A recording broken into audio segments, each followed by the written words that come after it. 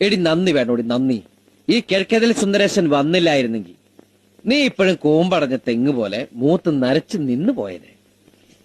അന്ന് നിന്റെ അച്ഛൻ കൃഷ്ണൻ, ഓ ഇപ്പോഴും എന്റെ അച്ഛൻ കൃഷ്ണൻ തന്നെയാ. ആ കൃഷ്ണൻ, കാട്ടുവള്ളി കൃഷ്ണൻ നിന്റെ മുഖത്ത് നോക്കി പറഞ്ഞു നീ ചത്താലും മറക്കരുത്.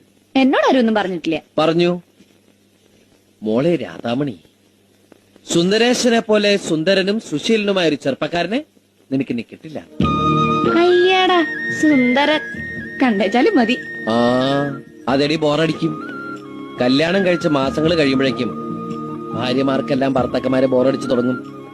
എന്റെ ചേട്ടൻ ചേട്ടത്തിയമ്മയ്ക്ക് ആഴ്ചയിൽ സാരി മേടിച്ചു കൊടുക്കുന്ന പോലും ആ ബോറടി അങ്ങോട്ട് ഒഴിവാക്കാനാണ്.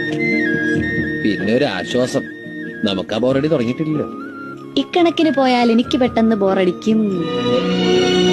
എങ്കിൽ എന്റെ ജീവിതം ഇതുപോലൊരു സാരി തുമ്പിൽ ഞാൻ അവസാനിപ്പിക്കും. വെറുതെ ഇരിക്കുമെന്ന് നീ ഓർത്തു.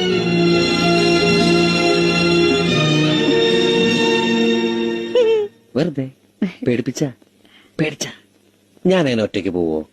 പോവാണ് ഞാൻ നിന്നെ കൊണ്ടല്ലേ പോവൂ. എന്റെ മോള് ഇന്നും കൂടെ ആ പരിപ്പുടെ അടുത്ത് കഴിക്കും. കണക്കൂട്ടി കഴിഞ്ഞില്ലേ? എന്റെ എല്ലാ കണക്കൂട്ടിലും തെറ്റിക്കൊണ്ടിരിക്കാമേ. കണക്കണക്കിന് പറയുന്നിട്ടാ.